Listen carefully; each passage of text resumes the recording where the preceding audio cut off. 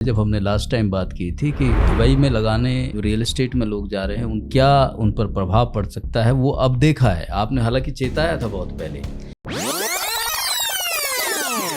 Indians को मेरा तो यही मानना है कि लोकल स्केल पर यानी कि रिटेल स्केल पे या फिर फ्लैट के स्केल पर दुबई में पैसा थोड़ा कम इन्वेस्ट करना चाहिए। वहाँ के रिटर्न्स किराए के मामले में अच्छे हो सकते हैं या पेपर में दिखाने के लिए अच्छे हो सकते हैं। However that property is not under your control. इस युद्ध की स्थिति में पॉजिटिव भी इम्पैक्ट हो सकता है, क्योंकि since India is not involve into geopolitical disturbances, अगर दाम बढ़ते हैं किसी भी चीज के तो ऑटोमेटिकली हर एक प्रोडक्ट महंगा होगा जिसमें रियल एस्टेट भी इन्वॉल्व है। तो इसका फायदा हिंदुस्तान को मिल रहा है दुबई के इम्पैक्ट का। बिल्कुल मिल रहा है। आज की डेट में जो वहाँ से वापस आई हैं या यहाँ के लोग हैं, उनको एक बात तो समझ में आ गई है कि बाहर पैसा लगाना एक रिस्क के साथ लगाना है। वॉर हो रहा है, उसका इम्पैक्ट हमारे घर तक, रसोई घर तक तो पहुंच ही गया एटलीस्ट। ये रियल एस्टेट को कितना इम्पैक्ट कर रहा है? जैसे रसोई गैस का सिलेंडर बढ़ गया, पेट्रोल के दाम बढ़ गए, रॉ मटेरियल के दाम बढ़ जाएंगे, हर एक चीज पे बढ़ेंगे, सेल परचेज चल रही है, तो डेवलपर की मजबूरी हो जाएगी रेट को बढ़ाना। मकान जमीन से लिया जाए या फ्लैट लिया जाए, आज भी सेंटीमेंट जमीन से जुड़े हुए हैं। द्वारका एक्सप्रेस वे रहने के लिहाज से या इन्वेस्टमेंट के लिहाज से किस तरह से बेहतर मानते हैं आप? बेहतर से बेहतरीन चीज़ें आती रहती हैं रियल एस्टेट के अंदर। आज की डेट में बेहतरीन चीज़ है जो द्वारका एक्सप्रेस है। जो आपने मुझे वॉर के बारे में बोला ना सर, सारी सिचुएशन बढ़िया है, आदमी डरे ना। नमस्कार, आप देख रहे हैं हमारी खास पेशकश और मैं हूं सुंदर सोलंकी। जिस तरह की स्थिति पूरी दुनिया में बनी हुई है, उससे बहुत सारी शंकाएं, बहुत सारे सवाल खासकर रियल एस्टेट में पैदा हो रहे हैं। रियल एस्टेट का भविष्य कैसा रहेगा, जिस तरह के हालात, अपने देश पर क्या उसका असर पड़ेगा, और युद्ध का अगर बात करें तो बहुत लंबा चलने के संकेत भी आ रहे हैं। ऐसे में बहुत सारे ऊहापोह की, असमंजस की स्थिति बनी हुई है। और रियल एस्टेट में इसके इम्पैक्ट को जानने के लिए हमारे साथ विभानु बिजनेस हाउस के फाउंडर और मैनेजिंग डायरेक्टर सिद्धार्थ मौर्य हमारे साथ स्टूडियो में मौजूद हैं। सर, स्वागत है आपका। नमस्कार सोलंकी साहब, and thank you for inviting me again to the show. Actually क्या मौर्य साहब, मैंने इसलिए जान के ये आपसे निवेदन किया था आने का, क्योंकि रियल एस्टेट हम जानते हैं कि हमारे लिए कितना महत्वपूर्ण है और ख़ासकर एनसीआर के लिए बहुत महत्वपूर्ण है। और मुझे वो बात आपकी याद है कि दुबई में लगाने वाले, जब हमने लास्ट टाइम बात की थी कि दुबई में लगाने का जो रियल एस्टेट में लोग जा रहे हैं उन पर प्रभाव पड़ सकता है, वो अब देखा है आपने, हालांकि चेताया था बहुत पहले। लेकिन अब स्थिति वो बहुत भयावह बनती नज़र आ रही है। अगर मैं बात करूं कि पूरा इम्पैक्ट जो ये आज सिनेरियो बना हुआ है रियल एस्टेट पे, खासकर पूरी दुनिया पर, पहला सवाल यही है, किस तरह से ये प्रभावित करेगा रियल एस्टेट को? हम ना इस सवाल को पहले ना बुनियादी तौर से समझते हैं, जी। पकड़ते हैं वहीं से। So we have to understand what is globalization. Hmm. तो हम लोग 1970s 1960s में पहुंच जाते हैं, जहां पर ग्लोबलाइजेशन का मतलब होता था कि बाहर से कुछ लोग आए, उन्होंने यहाँ पर अटैक किया, यहाँ की सत्ता को अपने काबू में करा और यहाँ के जो रिसोर्सेस थे उन पे उनको कब्जा करके वो अपनी जगह पर ले गए या फिर यहाँ पर परमानेंटली राज करते रहे। तो जैसे कि आपके मुस्लिम्स आए बाहर से, ब्रिटिश आया बाहर से, इसी तरीके से आज की डेट में ग्लोबलाइजेशन इज़ इंडस्ट्रियल ग्लोबलाइजेशन। तो बाहर की इंडस्ट्री बैठती है किसी भी देश के अंदर या बाहर सप्लाई हो रहा है सामान का। सो पूरे ग्लोबल में कोई भी इम्पैक्ट होता है, कोई भी पॉलिटिकल जियो पॉलिटिकल इम्पैक्ट आता है तो उसका पूरे ग्लोब पर असर आता ही आता है। Similarly yes, it is true कि इंडियन रियल स्टेट पर भी इसका असर आएगा और आ भी रहा है। ठीक है, अब ये पॉजिटिव भी हो सकता है, नेगेटिव भी हो सकता है। बहुत सारा जो नहीं, पर इंडियन, इस युद्ध की स्थिति में पॉजिटिव भी इम्पैक्ट हो सकता है। हाँ, तो उसका उसकी एक वजह है, क्योंकि since India is not involved into geopolitical disturbances, तो जहाँ पर ये जियोपॉलिटिकल डिस्टर्बेंसेस हो रहे हैं, अगर यूरोपियन कंट्रीज़ को देखा जाए, अमेरिकन को देखा जाए, मिडल ईस्ट को देखा जाए, तो वहाँ से बहुत सारे ऐसे लोग हैं जो टूरिस्ट वीज़ा पे थे, जो वहाँ पर काम कर रहे थे बट टूरिस्ट वीज़ा पे थे, या वहाँ पर काम कर रहे थे और वर्क वीज़ा पे थे, तो दे आर कमिंग बैक। तो अपने साथ वो एक मतलब एक फंड्स लेकर आ रहे हैं, फंडामेंटली एक फंड लेकर आ रहे हैं जो हो सकता है। देखो, एक आदमी जो विदेश में रह चुका है, वो अपने गाँव में जाके तो घर बनाएगा नहीं। तो वो बनाएगा तो मेट्रोपॉलिटन, जो नियरेस्ट मेट्रोपॉलिटन होगा उसके आसपास, है ना?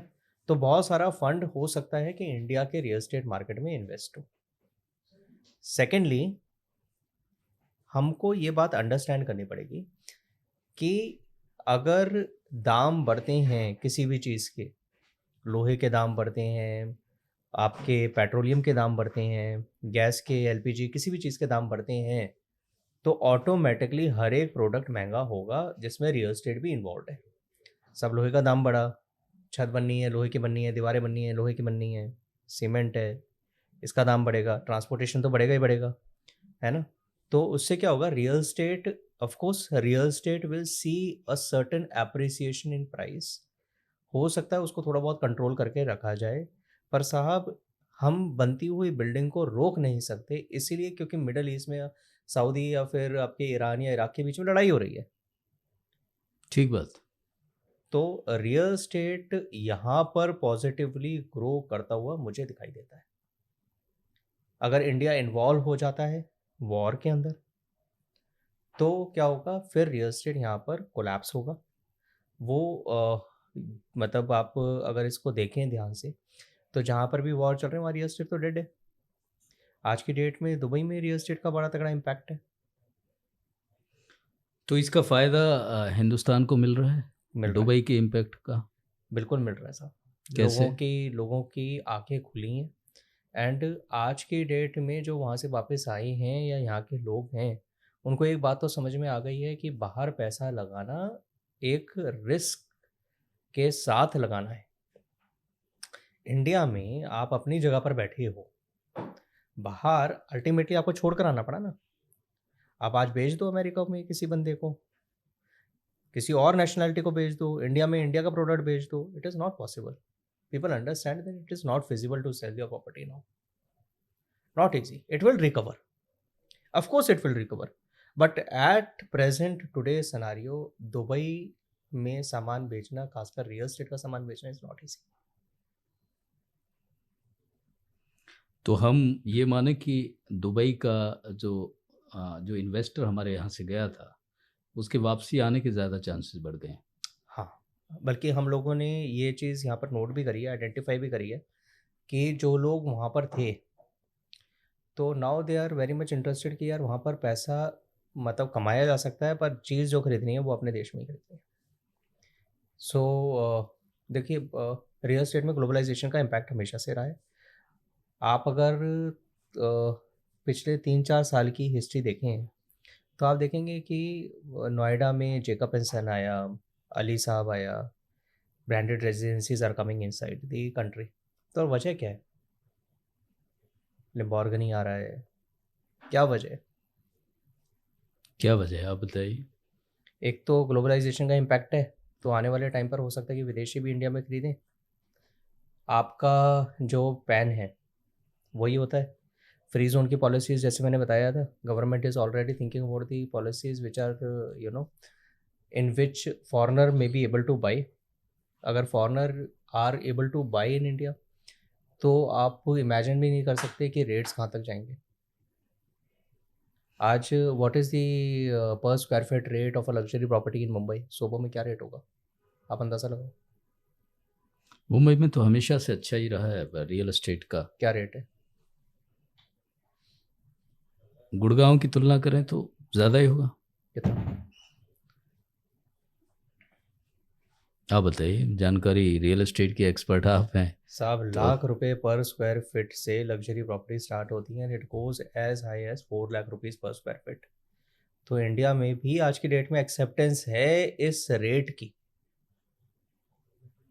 ये अपना में बड़ी चीज़ है। यानी अगर हम 1 लाख रुपए पर स्क्वायर फीट की बात करते हैं, तो 10 लाख रुपए 10 स्क्वायर फीट के, और 100 स्क्वायर फीट का क्या होगा?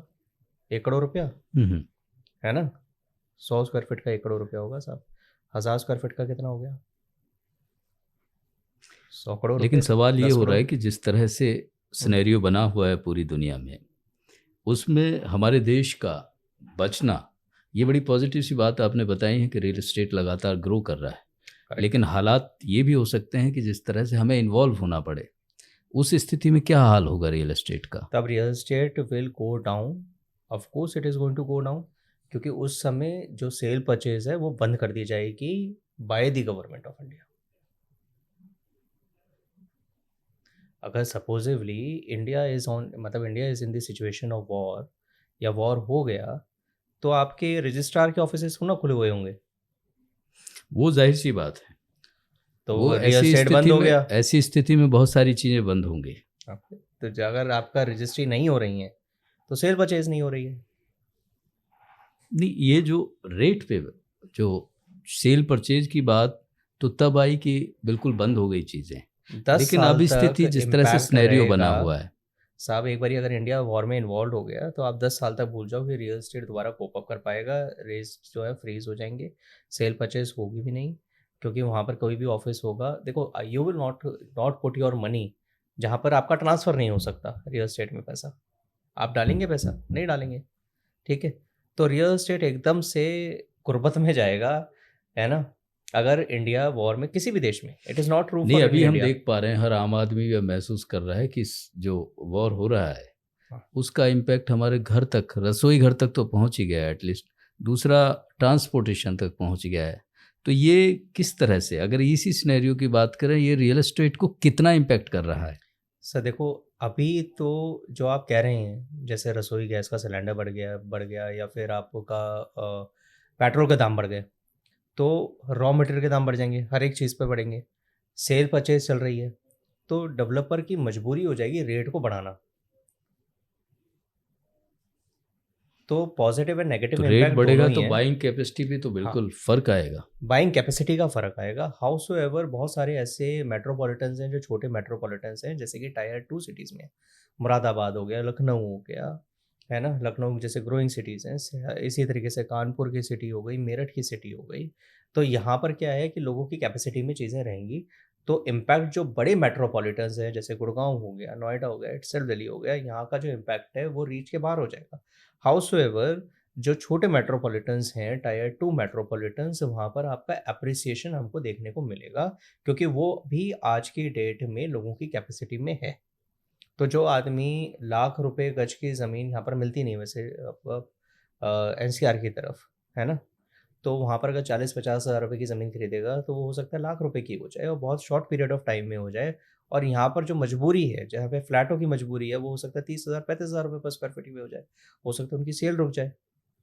पर tyre 2 cities, on an average tyre 2 cities वगैरह की तरफ एप्रिसिएशन बहुत जंप करेगा, और आपका एवरेज ओवरऑल रियल एस्टेट का वो सेम रहेगा, रादर बढ़ेगा, ऊपर जाएगा।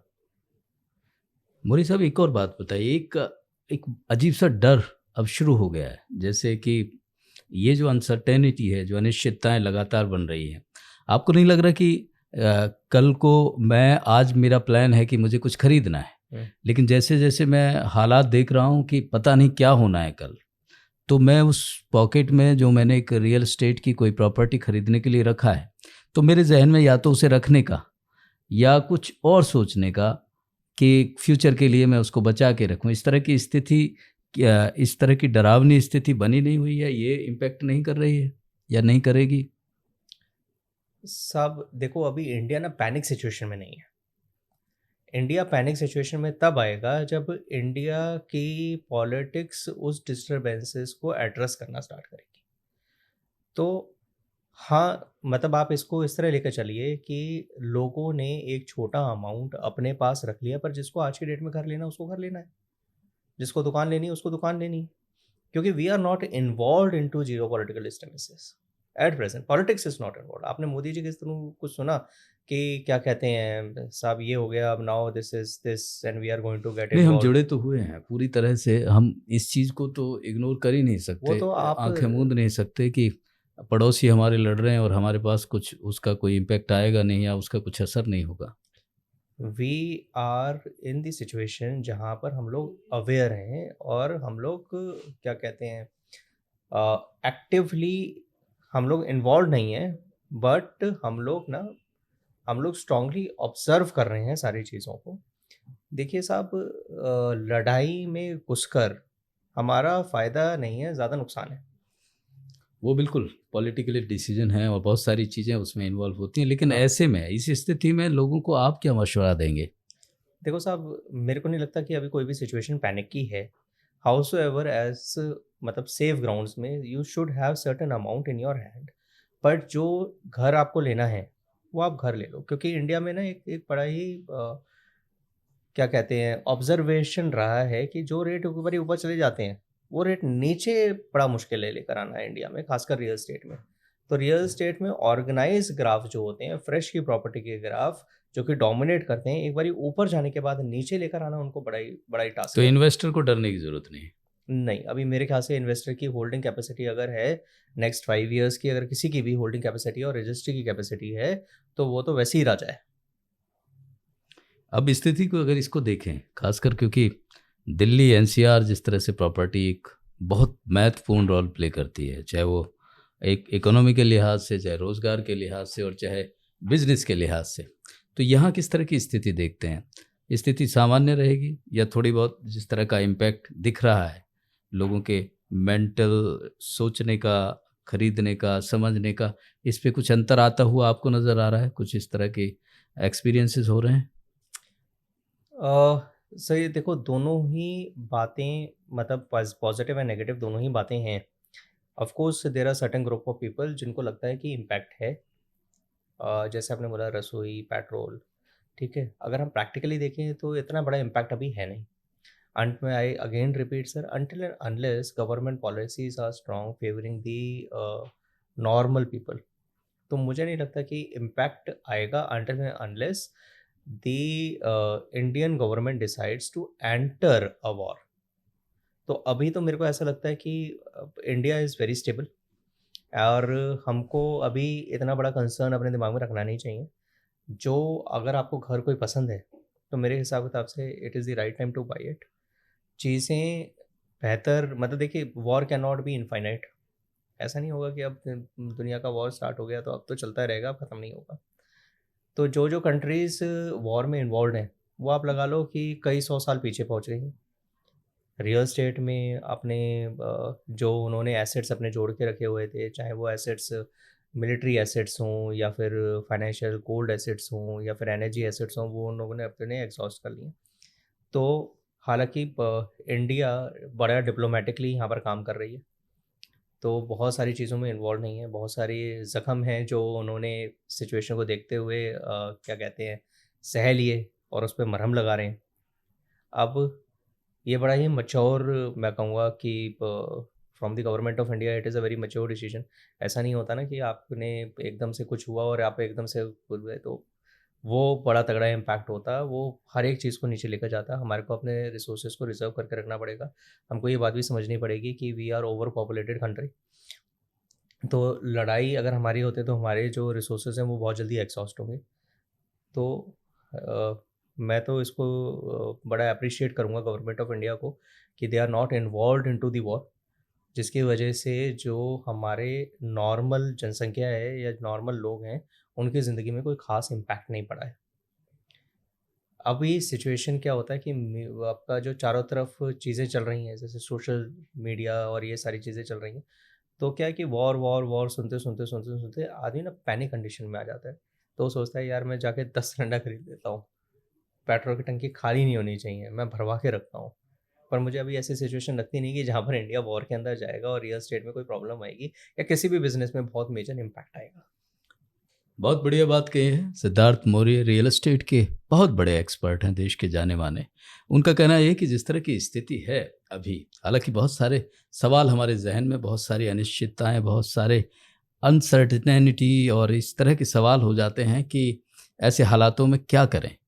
लेकिन साफ कहना है सिद्धार्थ मौर्य जी का कि आपका जो मन है, चाहे वो दुकान खरीदने का है, अपना मकान खरीदने का है, उस पर इतना ज़्यादा इम्पैक्ट होगा नहीं। भारत सरकार बड़ा सोच समझ के इस सारे सिनेरियो में अपने फैसले ले रही है। एक और बात आपसे जानना चाहेंगे कि अमूमन ये सवाल होता है बड़ा आम लोगों का कि जो मकान ज़मीन से लिया जाए या फ्लैट लिया जाए, क्योंकि हम देखते हैं कि एनसीआर में फ्लैट कल्चर तो है ही और बहुत ज़्यादा एक्सेप्टेबिलिटी है, लेकिन फिर भी इसको लेके दो मत रहते हैं। आप क्या मशवरा देंगे?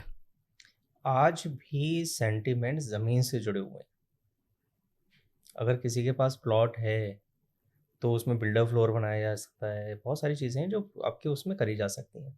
फ्लैट के केस में क्या होता है कि अगर आपको सीधे शिफ्ट करना है, आप you don't have to take, मतलब you don't want to take the burden of constructing a house, ठीक है, तो आप फ्लैट में चले जाइए। आपको ज़्यादा सुख सुविधाएं और थोड़ा सा कम टिकट साइज़ में चाहिए, क्योंकि एक बारी ज़मीन आप खरीद लेते हैं तो उसमें बनाने का भी कॉस्ट आता है ना। हाउस पर मेरे को ऐसा लगता है कि land is a better appreciation. Appreciation दोनों जगहों पर होता है, पर लैंड का जो ट्रांजेक्शन है वो कंपेरेटिवली आसान है।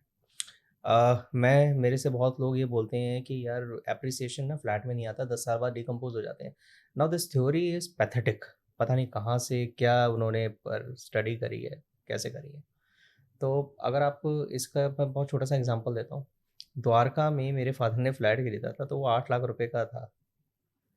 तो ही बॉट इट इन 1998 और 99। आज वो साहब लगभग 2 ढाई करोड़ रुपए का है। कहाँ डेप्रिसिएशन आया? ठीक बात है। तो पता नहीं स्टडी कहाँ से आती है। दोनों ही एक अच्छे इन्वेस्टमेंट्स हैं। एक मेरे और जानकार हैं, तो उन्होंने मुझे एक बारी बात बोली कि साहब मैंने जो घर खरीदा था वो 5 लाख रुपए में खरीदा था। आज मैं 50,000 रुपए तो किराया लेता हूँ महीने का।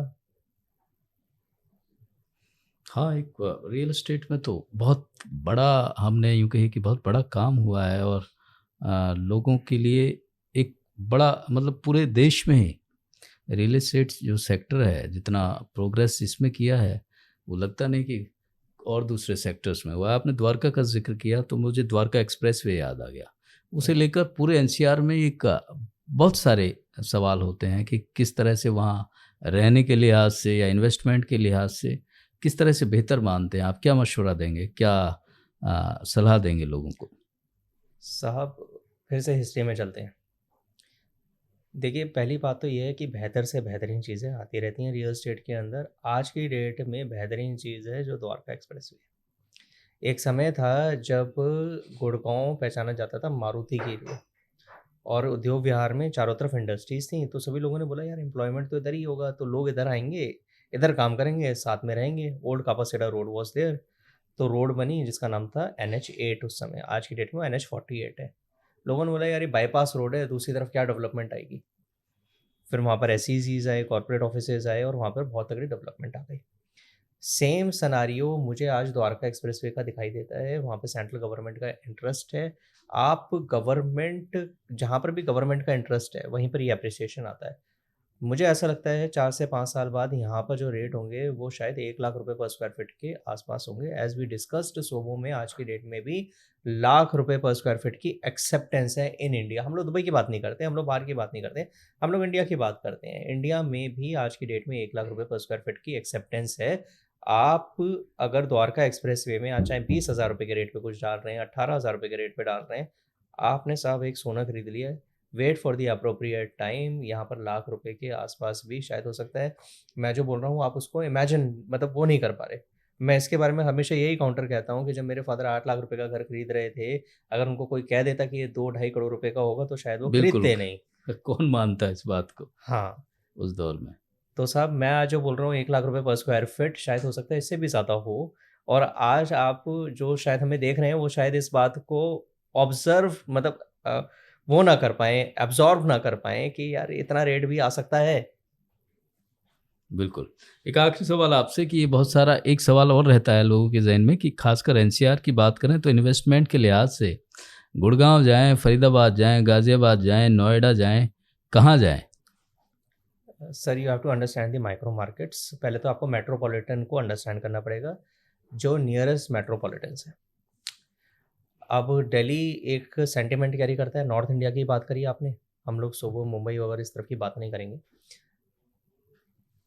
दिल्ली सबसे बड़ा मेट्रोपॉलिटन है, जहाँ से लोग गए उन्होंने गुड़गांव बसाया, उन्होंने नोएडा बसाया, उन्होंने गाज़ियाबाद, फरीदाबाद, इस तरीके की चीज़ें बसाई। तो सबसे बड़े जो मेट्रोपॉलिटन बने वो 2 मेट्रोपॉलिटन्स थे, एक है गुड़गांव, एक है नोएडा। करेक्ट है साहब? फिर इनके सब मेट्रोपॉलिटन्स हैं, जैसे गुड़गांव का सब मेट्रोपॉलिटन इज़ सोना, या फिर आप दारूहेड़ा ले लो, भिवाड़ी ले लो। हालाँकि वो खुद भी एक एनसीआर हैं, पर वो मेट्रोपॉलिटन के मेट्रोपॉलिटन हैं। नोएडा के मेट्रोपॉलिटन्स हैं ग्रेटर नोएडा, ग्रेटर नोएडा से आगे निकल जाओगे यमुना एक्सप्रेसवे। फिर 2 ऐसे मेट्रोपॉलिटन्स हैं जो इस समय उछल कर बाहर आ रहे हैं, एक है गाज़ियाबाद और एक है फ़रीदाबाद। इसके सिवा भी मेट्रोपॉलिटन है, झज्जर एक मेट्रोपॉलिटन है, सोनीपत एक मेट्रोपॉलिटन है, बहादुरगढ़ एक मेट्रोपॉलिटन है, मेरठ एक मेट्रोपॉलिटन है। पर आज की डेट में वहाँ पर एप्रिसिएशन जो है वो बहुत स्लो है। वहाँ पर एकदम से ड्रामेटिक एप्लीकेशन मतलब एप्रिसिएशन नहीं आएगी, क्योंकि गवर्नमेंट की जो रुचि है वो इन एरिया में कम है। मुझे ऐसा लगता है कि अगर गाज़ियाबाद या फ़रीदाबाद में कंपेयर किया जाए, जो 2 सब मुझे सेकंड मेट्रोपॉलिटन्स दिखाई देते हैं, जो इंडिपेंडेंट मेट्रोपॉलिटन बनने के कगार पर हैं, वो 2 ही हैं, गाज़ियाबाद एंड फ़रीदाबाद, जिसमें मुझे फ़रीदाबाद जो है वो ज़्यादा अच्छा एप्रिसिएशन लेता हुआ दिखाई देता है। पिछले महीने जब हम बैठे थे तो we were talking about 1.5 lakh per rupees per square feet per square yard का प्लॉट का रेट आज के डेट में साहब वो 1.5 से 2 के बीच में पहुंच चुका है with in the span of 6 months. जो फ्लैट वहाँ पर 7,500-8 हज़ार रुपये पर स्क्वायर फीट के होते थे, आज वो 12,000-14,000 रुपये पर स्क्वायर फीट के पहुंच चुके हैं with in the span of 6 months. So time तो फरीदाबाद का है, जी। जिसने डाल दिया उसने डाल दिया। एक चीज़ मेरे दिमाग में आई थी, मैं रह गई, जो आपने मुझे वॉर के बारे में बोला ना, सर सारी सिचुएशन बढ़िया है, आदमी डरे ना। क्या प्यारी बात कही है। स्थितियां आती जाती रहती हैं, व्यक्ति को डरना नहीं है, सोच समझ के फैसले लेने, और जो स्थिति रियल एस्टेट को लेकर हो सकती है आज के सिनेरियो में, वो सिद्धार्थ मौर्य जी ने आपके सामने रखी है। बहुत शुक्रिया आपका। थैंक यू फिलहाल इस खास पेशकश में इतना ही। नमस्कार।